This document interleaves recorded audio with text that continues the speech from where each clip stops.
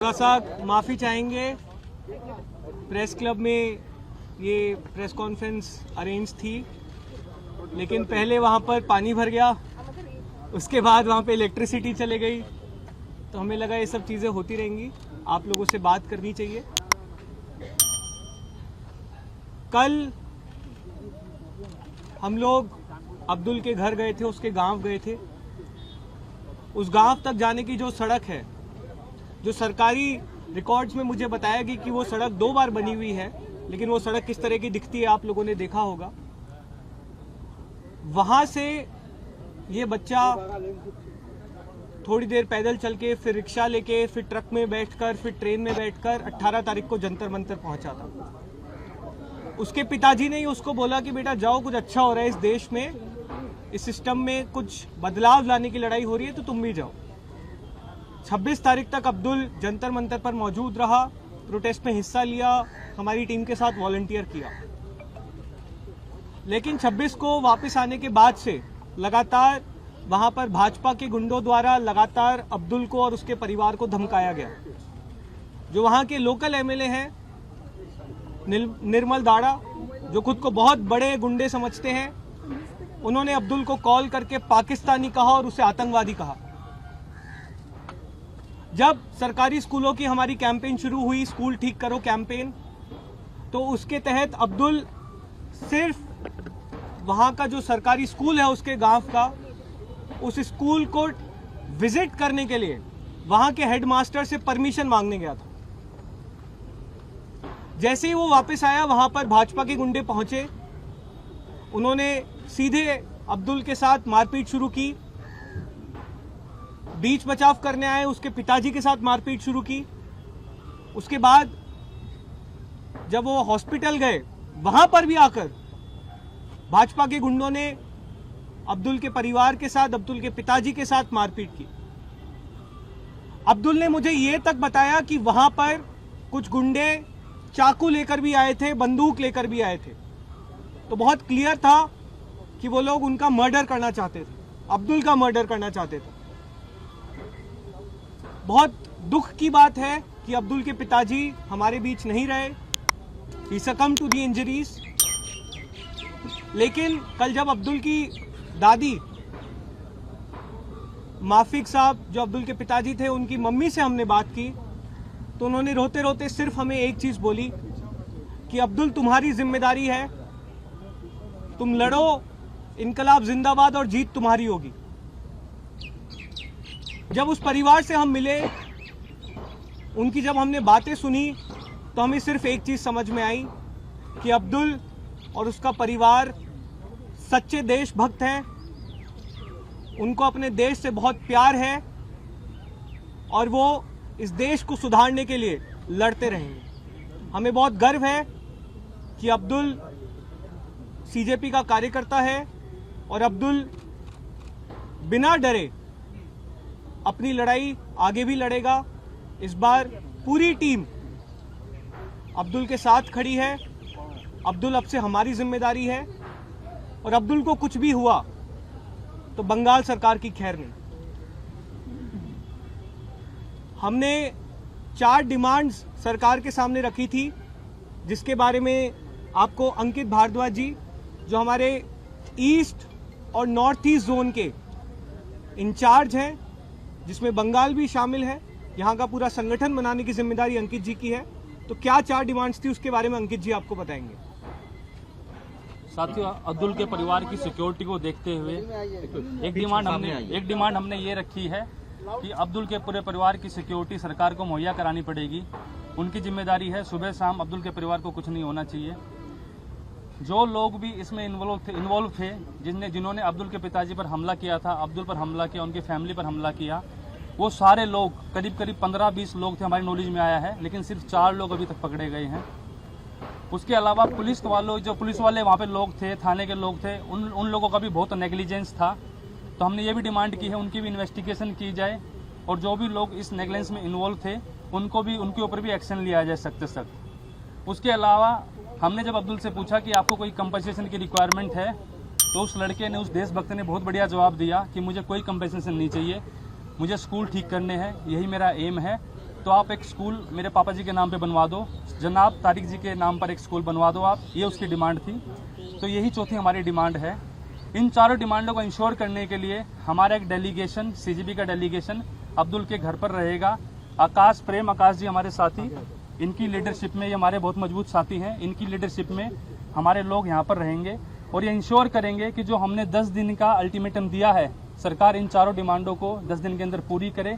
अगर सरकार इन चारों डिमांडों को पूरी नहीं करती है तो जैसा कि हमने बताया था कि हम उस डिस्ट्रिक्ट का घेराव करेंगे, वहाँ के एसडीएम ऑफिस का घेराव करेंगे और सरकार को मजबूर करेंगे कि ये चारों डिमांडें पूरी करें। आगे की जो डिटेल है वो हमारे साथी विजय जी बताएंगे। तो विजय हमारे साउथ जोन के हेड हैं। आज की एक और घटना के बारे में बताना चाहूँगा। आज हमारा एक मीटअप प्लान था, लेकिन उस मीटअप में किस तरह की दिक्कतें सरकार द्वारा पैदा की गई उस बारे में हम बात करें। विजय जल्दी विजय पूरा नाम बताइए। मेरा नाम विजय रेड्डी मल्लंगी है, मैं हैदराबाद तेलंगाना से हूँ। और जब हमने अब्दुल जी से मिला था, उनका परिवार बहुत गरीब परिवार है। हमने सोचा है कि हम और एक डिमांड रखेंगे इस सरकार के आगे कि उनको अच्छी सी कॉम्पेंसेशन मिले, कम से कम 1 करोड़ रुपए की कॉम्पेंसेशन मिले। लेकिन अब्दुल ने मना किया। अब्दुल ने बोला है कि मेरा पापा तो चले गए, लेकिन मुझे पैसे की कोई लालच नहीं है, मुझे कॉम्पेंसेशन नहीं चाहिए, मुझे मेरे विलेज में, मेरे डिस्ट्रिक्ट में मेरे पापा के नाम पे एक स्कूल चाहिए। तो ये तो सरकार करना पड़ेगा इस सरकार को, और हम जिम्मेदारी लेना चाहते हैं अब्दुल के लिए कॉम्पेंसेशन के लिए फंड रेज करने का जिम्मेदारी। तो हम उनका अकाउंट नंबर, उनका अकाउंट डिटेल्स भी हम पब्लिक करेंगे कल। तो हम रिक्वेस्ट करते हैं सारे वेस्ट बंगाल के सिटीजन से, सारे देश के युवाओं से और छात्रों से कि 1-1 रुपये अगर आप अब्दुल के लिए डोनेट कर सकते हैं, वो उनको बहुत मदद मिलेगी, उनके फैमिली को भी बहुत मदद मिलेगी। और उसके साथ साथ हम ये भी कहना चाहते हैं कि हमने बहुत सुना है कि वेस्ट बंगाल में लगभग 8000 स्कूल बंद हो चुके हैं पिछले 2-3 सालों में। तो हम रिक्वेस्ट करते हैं गवर्नमेंट से कि आप लोग, जो कोई नौजवान अगर वो स्कूल के बारे में, वो शिक्षा के बारे में आपके स्कूल के दरवाजे को खटखटाएगा, उसकी मौत नहीं होनी चाहिए, उसके ऊपर हमला नहीं होनी चाहिए।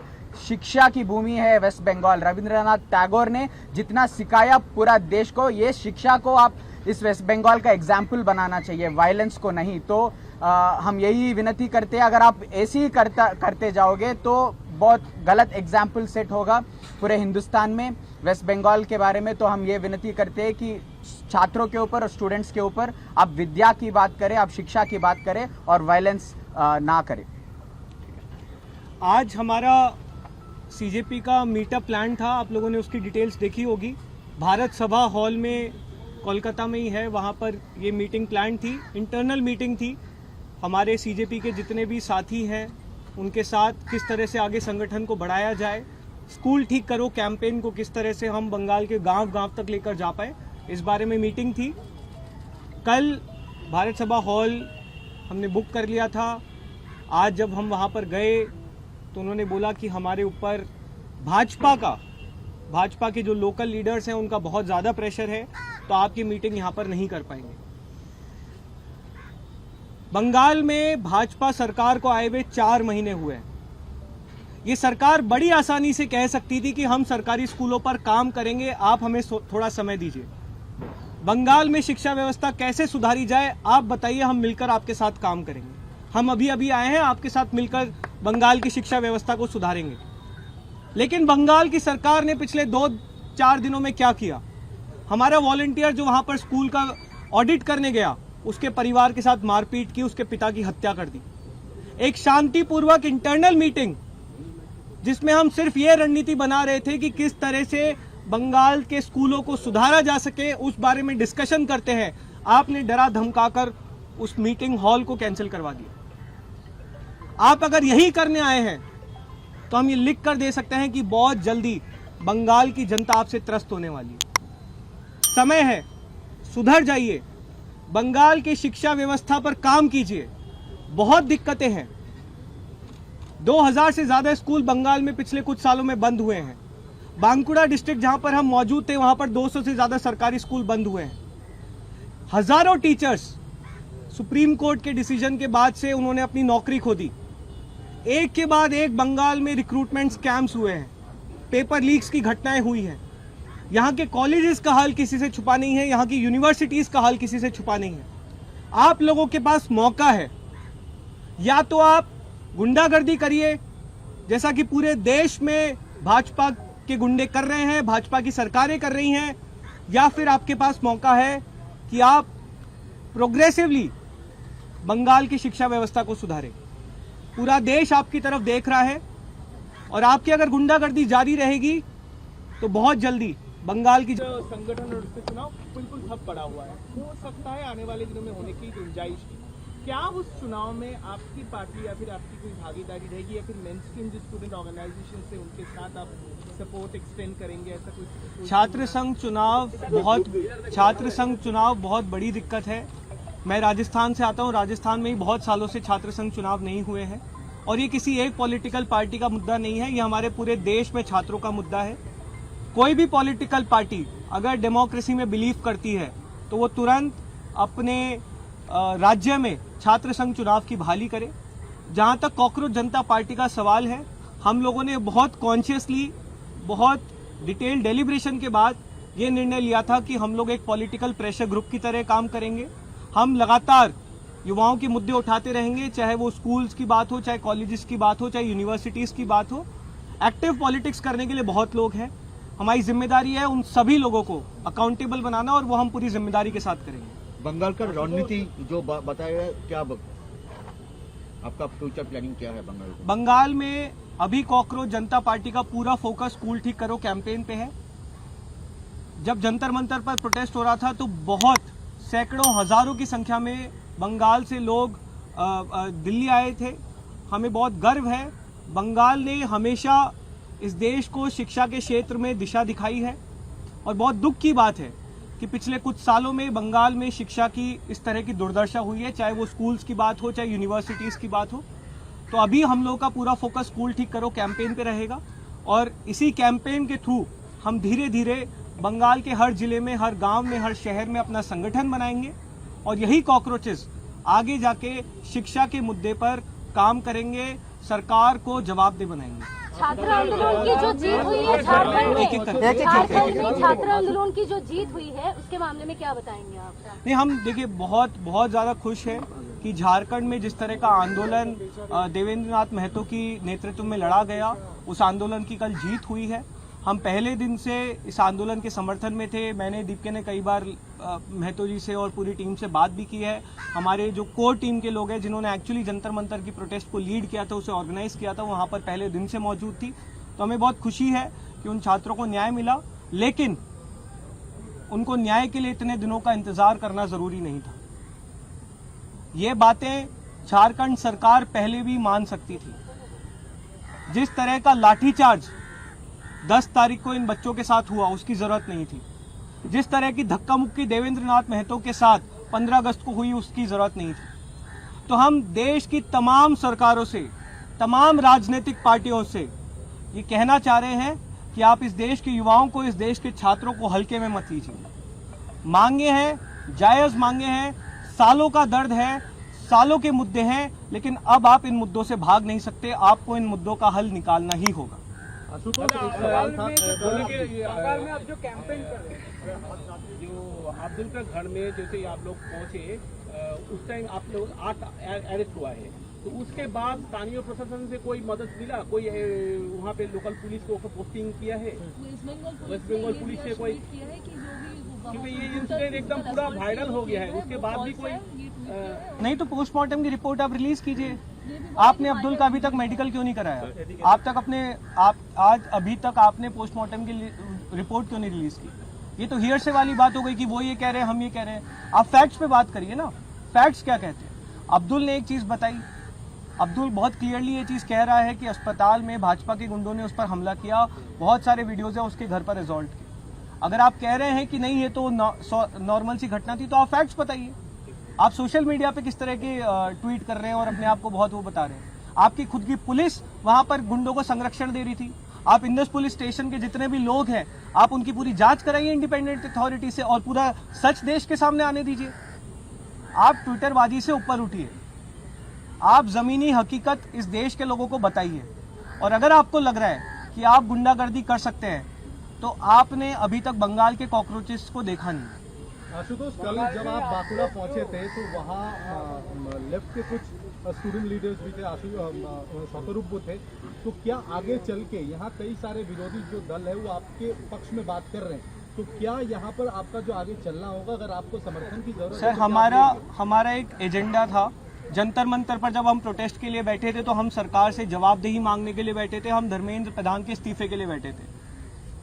आज हमारे क्लियर एजेंडा है कि हमें इस देश के सरकारी स्कूल फिक्स करने हैं। जितने भी लोग, चाहे वो किसी भी पॉलिटिकल एफिलिएशन से हो, चाहे वो किसी भी पॉलिटिकल पार्टी से हो, चाहे वो भाजपा से ही क्यों ना हो, अगर वो सरकारी स्कूल को फिक्स करना चाहते हैं, अगर वो हमारी मुहिम के साथ जुड़ना चाहते हैं तो उनका स्वागत है। उनसे सिर्फ एक निवेदन है कि इस देश के नागरिक के तौर पर इस मुहिम के साथ जुड़िए। पॉलिटिक्स करने के लिए जीवन में बहुत समय है, आप अपनी पॉलिटिक्स कर सकते हैं, लेकिन आज हमें ज़रूरत है कि एक देश के नागरिक के तौर पर हम सरकारी स्कूलों की बात करें, और जो भी इस चीज़ से अलाइंड हैं उन सभी लोगों का हम स्वागत करते हैं। कैंपेन कर रहे हो, इससे क्या तृणमूल कांग्रेस उनके साथ कोई बातचीत हुआ है आपका? ये देखिए, तृणमूल कांग्रेस और तमाम जितने भी यहाँ पर पॉलिटिकल पार्टीज़ हैं, लेफ्ट की पॉलिटिकल पार्टीज़ हैं, और देश में भी चाहे वो समाजवादी पार्टी हो, चाहे आम आदमी पार्टी हो, चाहे डीएमके हो, कांग्रेस भी हो, तो सभी राजनीतिक पार्टियों ने जंतर मंतर के हमारे प्रोटेस्ट का समर्थन किया था। तृणमूल से भी कई सांसद जंतर मंतर पर मौजूद थे, उनका समर्थन था। और फिर से मैं वही कहना चाहूँगा, कोई भी राजनीतिक पार्टी अगर देश की शिक्षा व्यवस्था को सुधारने में हमारा समर्थन करती है तो उनका स्वागत है। आप जब जंतर मंतर भारत सभा हॉल, एक सेकंड। राहुल गांधी लगातार छात्रों की बात कर रहे हैं, छात्रों की गूंज कर रहे हैं, तमाम शहरों में जा रहे हैं, जहां भी जा रहे हैं उनका परमिशन कैंसिल हो रहा है। पुणे में भी कैंसिल हुआ है। अभिजीत दिपके वहीं से आते हैं, महाराष्ट्र से, इस पे क्या कहेंगे? नहीं, ये तो पूरा मोडस ऑपरेंडी है, बहुत क्लियरली मोडस ऑपरेंडी दिख रहा है भाजपा का। हम दिल्ली में जब एक इंटरनल मीटिंग करने गए थे वॉलंटियर्स की, आप लोगों ने देखा होगा, उसकी रिसीट भी हम लोगों ने आप लोगों को दिखाई। उस इवेंट की भी इन लोगों ने परमिशन कैंसिल कर दी। ये जो डायलॉग में इंगेज ना करने का इनका सिस्टम है, वो इनको बदलना ही पड़ेगा। आपको अगर लग रहा है कि आप डरा धमका कर लोगों को रोक देंगे तो वो कुछ दिन तक चलेगा, उसके बाद वो लोग भी आपके खिलाफ खड़े हो जाएंगे, तो आप कहीं मुंह दिखाने लायक नहीं छुपेंगे। मैं आज भाजपा को एक आइडिया देता हूं, अगर आप सही में जेनजीज के लिए कुछ करना चाहते हैं तो क्यों नहीं आप आगे होकर बताइए कि हम स्कूल एजुकेशन को रिफॉर्म करने के लिए ये 5 चीजें करेंगे। आप करिए, आपको पूरा मौका दे रहे हैं, हम सपोर्ट करेंगे। आप बताइए कि आप 5 स्कूल एजुकेशन को सुधारने के लिए ये रिफॉर्म्स करेंगे। इस देश में जो 95,000 स्कूल पिछले कुछ सालों में बंद हुए हैं, उनको खोलने के लिए आप क्या करेंगे? हमारे पब्लिक एजुकेशन का बजट बढ़ाने के लिए आप क्या करेंगे? हम समर्थन करेंगे आपका। लेकिन अगर आपका रिस्पॉन्स सिर्फ और सिर्फ गुंडागर्दी करना, मारपीट करना, इवेंट्स वालों को धमका के उनके हॉल्स की बुकिंग कैंसिल करवाना यही रहेगा, तो ये अब ज़्यादा दिन चलने वाला नहीं है। देश में लोगों का डर खत्म हो गया है। आपने